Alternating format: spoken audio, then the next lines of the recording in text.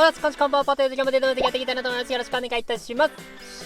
今日はですね、23でやった仕様を確認しておこうというところでやっていきたいなと思います。いつも違うね、画面でやってきてるかなと思いますが、23の時、IF23 でやってきた動画をですね、ちょっと見返しながらですね、こんな仕様だったねっていうのを確認をしていこうと。で、僕がダラダラそれを喋るという動画になっておりますので、時間ない方はですね、2倍速とかいいので見ていただければなと思います。そこに加えてですね、現状でも、見て楽しめるものであったりとか、見ておいた方がいいという動画があればですね、それを言っておきたいなと思います。なので、正直この動画見れば見なくてもいい動画がいっぱい出てくるかなと思います。24がですね、来るの待ち遠しいですけどもね、ちょっとでもね、暇つぶしとかになればいいかなと思いますので、よろしくお願いいたします。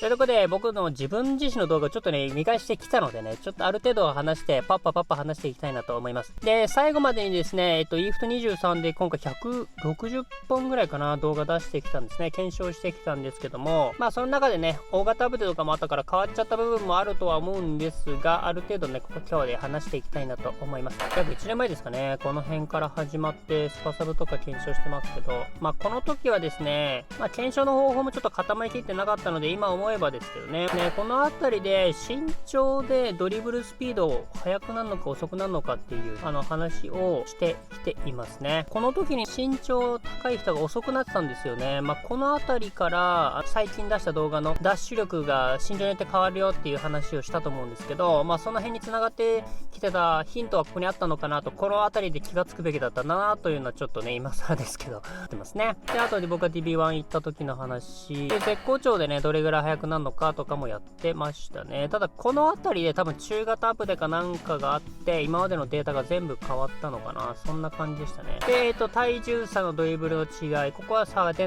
ませんでしたね。これはクラシック版、アプリのクラシック版ですけど、ボタンの入れ替えをしておくと楽だよっていう話をしておきました。ドリブル数値上げたらどんだけ速くなるのかっていう話でしたね。速くはなっていきましたね。ただドリブル数値90を超えたあたりからですね、伸び率っていうのが減少というかなくなっていきましたね。90以上はそんな変わんなかったですね。スキル分析っていうのは、これはスピードを上げたらドリブル速くなるのかっていう分析だったんですけど、スピードは上げても、いくら上げてもですね、ドリブルスピード速くなっていきましたね。そこはドリブル数値とは違ったところでしたね。で、瞬発力、これ瞬発力上げたらドリブル速くなるのかやっていきましたけど、瞬発力上げてもドリブルは速くならなかったですね。まっすぐのところに関しては全く速くならなかったですね。で、次はキック力ですね。キック力分析、これはですね、これ結構面白かったですね。シュートが入りやすくなるのかっていうね、ところだったんですけど、90前後ですかね、88以上ぐらいからですね、決定力自体はそんな変わらなくなっていったんですけど、スタミナですね。スタミナの残りのスタミナ具合に対して、決定力っていうのは変わっていきましたね。なので、ムラがなくなっていきましたね。なので、1試合フルで使うんだったら90以上あった方がいいっていう感じの結論にしていましたね。で、スパサブ分析ですね。スパサブでどれだけ速くなるんだっていうところをやっていきました。スパサブの上昇値っていうのが、大体2前後だったなっていうのがありましたね。ウィーレの時はもう少し上がってましたね。なので、スパサブ自体の弱体化っていうのはここで分かっていったかなと思います。で、ゴールキーパー分析ですね。結果的に言うと、コラプシングがやっぱめちゃめちゃ強かったっていう感じでしたね。シュートに対しての対応っていうのがね、一番高かったかなっていう感じがしました。身長とかジャンプとかね、これで守備範囲変わるのか。これもね、一応変わりましたね。変わったんですけど、ものすごくジャンプでカバーできるかって言ったらそうでもないっていうね、感じでしたね。身長にはやっぱり勝てないっていう感じでしたね。で、体重でセービングが変わるのかとか、これは変わんなかったです。ゴルコを上げたらダイレクトダブルタッチが可能なんじゃねっていう検証だったんですけど、これは変わんなかったですね。本当に確率は一定って感じでした。で、適正とかでもやってきました。これはですね、最近ピルロでもやったので、そっちの方が参考になるかな、この辺に関してはね。で、決定力分析ですね。決定力99まで上げてやってきました。これもね、結果的に言うと、さっきのキック力のこれとちょっと似てますけど、スタミナの残り具合によってのムラっていう部分が大きな差が出てきたかなという感じでしたかね。このピンクの範囲、狭まっていくような感じ。ただ93以上ぐらいでこの辺はもう頭打ちになって、その後はこの赤がどんどん濃くなっていくってイメージかな。この真ん中に蹴る率が高くなっていく、そんなイメージでしたね。だから体勢悪くてもこういう風に枠内に入れてくれることが多くなっていくっていう、そんな印象でしたね。ドリブルスピードとことですね、スピードプラスドリブルとかなのかっていう話をしていきました。結果的にですね、スピードプラスドリブルではないですね。ドリブルスピードはね、ここに書いてありますけどね。でそこに加えてですね、ここら辺で大型アップデがあったのかな。大型アップデで仕様変更になってドリブルがめちゃめちゃ遅くなったんですね。ドリブル扱いしやすくしましたよっていうアップデだったんですけど、内容を見てみるとですね、扱いはしやすくなったのかもしれないんですけど、スピードがめちゃめちゃ落ちたっていうね、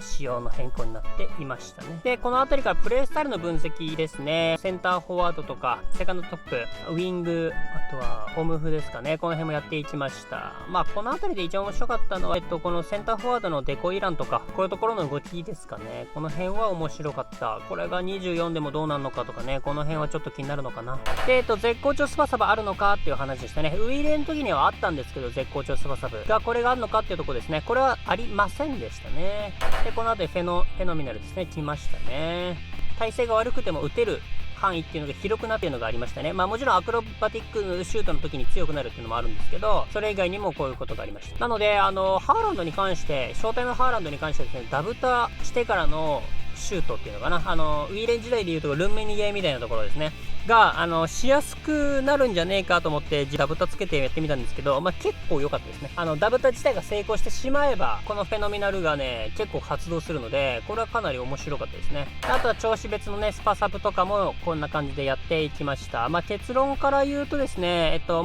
の一番下のこれかな、これが一番分かれば、これ見れば一番分かるかなと思いますけど、調子1個分は増えないですかね。スパサブでね調子1個分増えなかったですね。またそれと同時に調子1個減るとどれぐらい減るのかっていうのもね、この辺りで分かってきているので、見ていただければなと思いますが、調子不調とかね、ここが一番下がり具合がすごかったですね。ただスパサブの上昇率に関しては、調子が普通の時でも好調の時でも絶不調でも不調でも変わらなかったですね。スキルの上昇幅っていうのは基本的に一定と考えていいのかなと、ここでねそういう考え方になっていきました。コードレスはねちょっとねもうよくわからんでしたね。この辺はまたね24で解明できたらなと思います。でブロッカー、これに関してはもうかなり良かったね。スキルの中でも一番強いんじゃないかな、目で見て分かるレベルで違うんじゃないのかなっていうところがこの辺りのブロッカーでしたね。これもサムネでもありますけど、このビエラよりこのアラン・ソーザっていうフォワードのどこの選手かよくわかんないですけど、ディフェンスセンス50とか60とかぐらいの選手の方がブロックしてましたからね。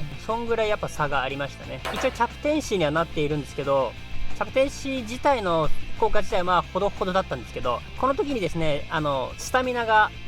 ダッシュに関係しないと、ダッシュのスピードに関係しないということが分かったのがこの動画ですね。スタミナがゼロでも走るスピードは変わらないということになりましたね。あくまで操作してるスピードですけどね、守備時ダッシュには関係ないということが分かったのがこの動画です。分かるわけないよね、このサムネでね。あとサイドミッドフィルダーもやっていたりとか、監督でね変わるのかとかねやっていきました。同じ監督でも変わるのかというところですね。これ見つけられなかった。でピンポイントクロスに関しては明らかに変わりましたね。狙い変わりましたね。パス精度自体は多分そんな変わってないと思うんですけど、狙っている場所が、ね、変わったって感じ。走り込む先に蹴ってくれるのがピンポイントクロスって感じでしたね。センターミッドフィルダー、これ面白かったのはナンバー10でしたね。動きがすごく面白くて、守備固めしたい時とかね、ポゼッションしたい時とかはセンターミッドフィルダーにナンバー10置いとくとすごくいいっていうことが分かりましたね。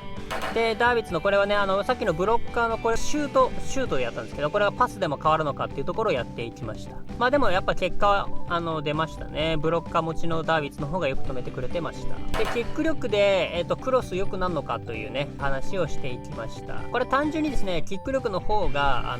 精度が良くないです。精度が良くなったフライパスが普通にプラスされたっていうようなそんなイメージでしたね。でも先ほど言ったようにピンポイントクロスは狙う場所がそもそも違うので、その辺の違いという感じでしたね。でアウトスピンクロスね、これはピンクロ関係あんのかっていう話だったんですけど、ピンクロに正直関係なかったですね。先ほど言ったようにピンポイントクロスの特徴が走り込む先に蹴ってくれるんですけど、アウトスピンクロスになるとですね、この走り込む先にはなんか蹴ってくれないような仕様になってましたね。本当にその足元じゃないですけどスペースに蹴るっていう余裕がなくなるのかな、なんかそんな仕様になっていてピンポイントの良さがなくなっていましたね。ただアウトスピンクロス自体がワンテンポ早く蹴れるものなので、そのあたりはね有利なところだったのかなという感じでした。で DMF のプレイスタイルですね。これに関してはね、ハードプレスがめちゃめちゃ良かったですね。自然とパスコース入ってくれたりとか、そういったことをしてくれるのがこのハードプレスでしたね。ピンポイントクロスですね、インパクトとどっちがいいのかって話をしていきました。結果的に言うと、普通のクロスからインパクトクロスにするだけで精度は上がるんですけど、先ほども言ったようにこのピンポイントクロスそもそもの狙い場所が違うので、なんか同じ土俵かどうかと言われるとちょっと微妙かなっていう感じでしたかね。なので逆に言えばピンポイントクロス持ってればもうある程度でもうそれでいいかなっていうような結果になりましたね。スキルあればですね、170センチでも勝てるのかっていう検証をしていきました。結論から言うとあんまり勝てなかったですね。ただちょっとこれアップデート変わったのでね、ちょっとこの辺はまた違うかもしれません。で、サイドバックのプレイスタイルもやりました。オフェンスセンスとかでね、これで競り合い勝てるようになるのかっていう話をしていきました。結論から言うと、あんまり関係なかったですね。ディフェンスセンスの差が激しかったら勝てるようになるのかなとかいろいろ思ったんですけど、20ぐらい差が空いてもあんま変わらなかったですね。これも先ほどと同じで、アップデートでだいぶ変わったので、この辺はね、ちょっと変わるかもしれません。で、モメンタムの動画もあげましたね。かなり速くなってるっていうのが分かりました。で、この後ですけどね、その後に、この動画で、モメンタムが、だいたい約8ぐらいですかね、速くなっていると。スピードとドリブルが8ぐらい上がっているということが分かりましたね。で、攻守レベルのね、この辺も、表にして、攻撃参加人数がどれぐらい変わるのかとかも表にしていきました。この人数云々もそうなんですけど、相手に見えるからね、そこが駆け引きになるよねっていう話をしてましたね。で、モメンタム99以上あんのかっていう話をしていきました。99以上ありませんでしたね。なので99が頭打ちという証明にもなりましたね。闘争心ですね、これに関しては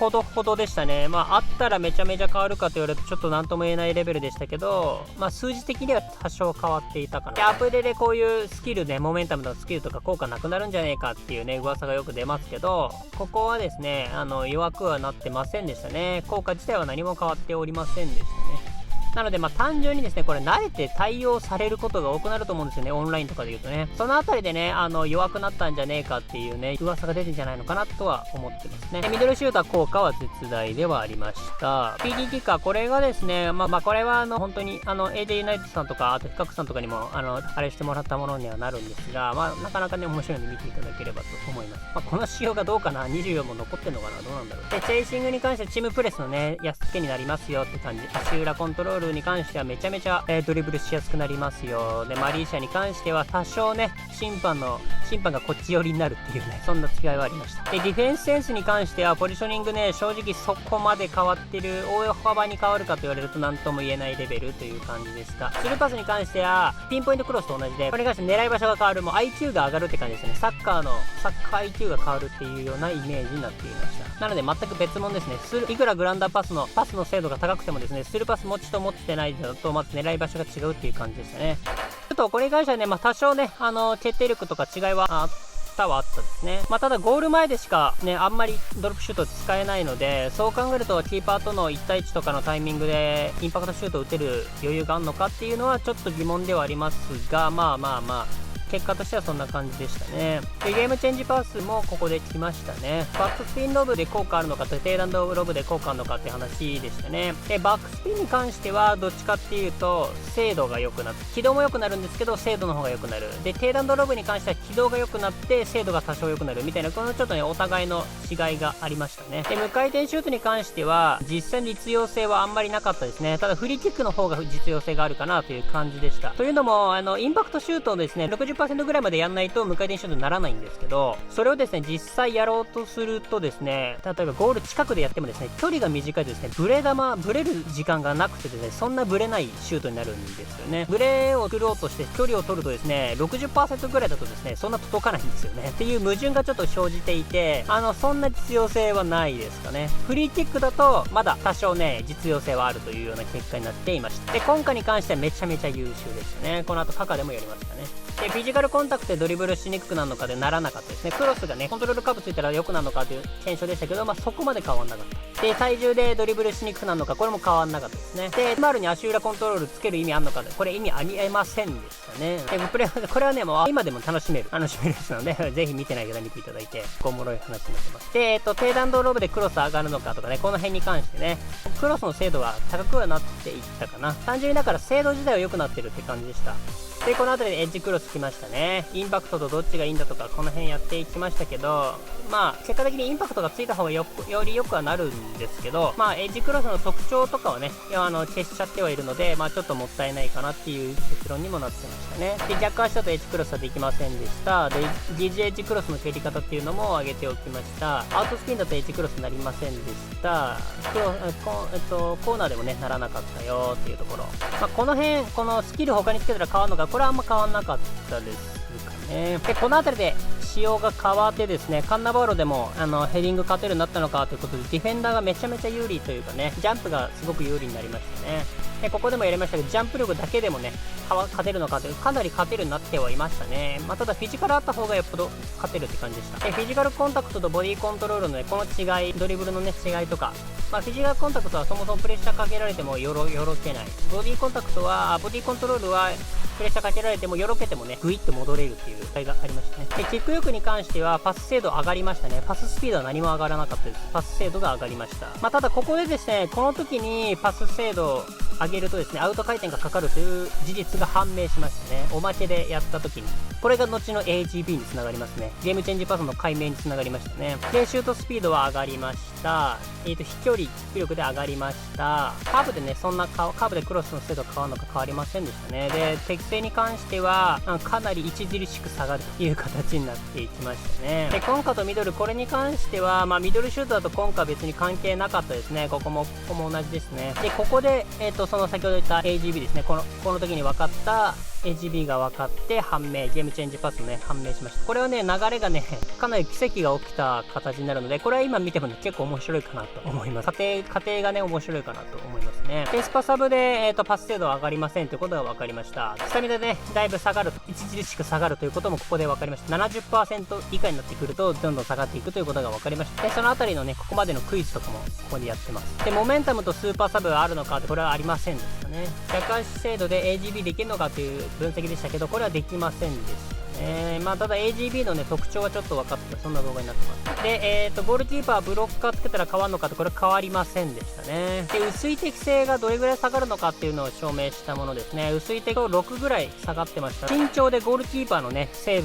度はどれぐらい変わるのかっていうので、極端な例でやっていきました。めちゃめちゃ変わりましたね。身長が正義ではありますね。で、攻撃的ゴールキーパーとね、守備的ゴールキーパーの違いっていうのもやっていきました。立ち位置が違うのとステップの違い方があるので、守備的ゴールキーパーの方がシュートへの反応は低いというのが分かっております。もう一度ね、振り直しができたので、ここでやっていきました。やっぱりコラプシングがバケモンでしたね。コラプシングっていうか、チャッチングがバケモンでしたね。これはどんなルーマの時もそうですね、同じで。適正なしでめちゃめちゃ下がるということは分かりましたね。で、コントロールループに関しては、振らすると良くなるよ、モーションが変わるよということが分かりました。で、ドリップスピードがね、ダッシュのどれぐらいなのかっていうのもやっていきましたね。ただ、これ今思うと身長が違うので、若干違うかもしれませんが、ある程度はわかるかなというところですね。で、ビジョナリーですね。やっぱビジョナリー良かったですね。これもここで一番判明してますけど、これ見ればね、一番わかるかな。これで一番まとまってますね。で、ノイヤーの固有 AI のすごさと、ヘッダーとかのやっていきました。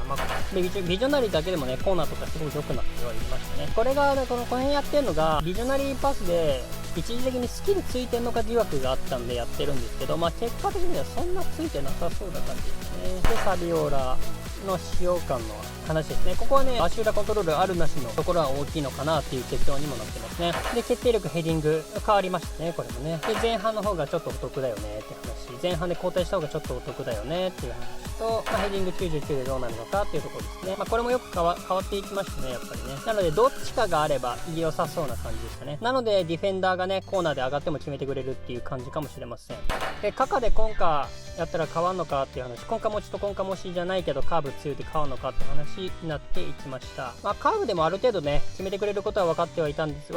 すが、コンカがやっぱり一番強いということが分かりましたね。コンカのスキルですね。で、インザーギの固有 AI の強さも分かりましたね。で、アウトスピンにコンカ関係あるのかって、コンカ関係ありましたね。で、グラパー高くなるとですね、ゴロになるっていうことがね、ここでね、分かりましたね。この辺の違いはね、分かったなってとこですかね。で、瞬発力とかだけでドリブルしやすくなるのかっていうとこでしたけど、多少ね、瞬発力が上がることでの反応は良くなったかもしれないんですが、やっぱりドリブルが強かったですね。で、オーウェンとサビオラどっちの方がドリブルしやすいんだっていうところですね。これに関してはサビオラが圧勝でしたかね。ただ足裏コントロールとかつければね、オーウェンでもだいぶやれるのかなっていう感じでした。身長によってスピードが変わるということが判明しましたね。これがまずね、24でどうなるのかっていうところは今後やっていきたいなと思います。はい、ということでバーっと喋っていきましたが、ちょっと動画ではどれぐらいカットしてるか分かりませんが、かなり喋っていきましたけども、この辺り理解しておくことでですね、だいぶね、今後の24の時にどう変わったのかっていうのも分かるかなと思いますので、またね、やっていきたいなと思います。ということでですね、23も本当にありがとうございました。今年はね、本当に始まった時1000人目標とか言ってましたけど、今はこんな感じでやらさせていただいてます。皆さんのおかげでございます。本当にありがとうございます。ということでですね、ちょっと喋り疲れちゃいましたけど、24もですね、ぜひ、よろしくお願いいたします。またね、アップデート終わったらですね、また検証していきたいなと思いますので、それまではですね、待ちながら、多分なかなかね、開けるまで時間かかるかなと思いますが、楽しみにしながら待っていこうかなと思います。ということで今日の動画これで終わりたいなと思います。また次回の動画でお会いしましょう。バイバイ。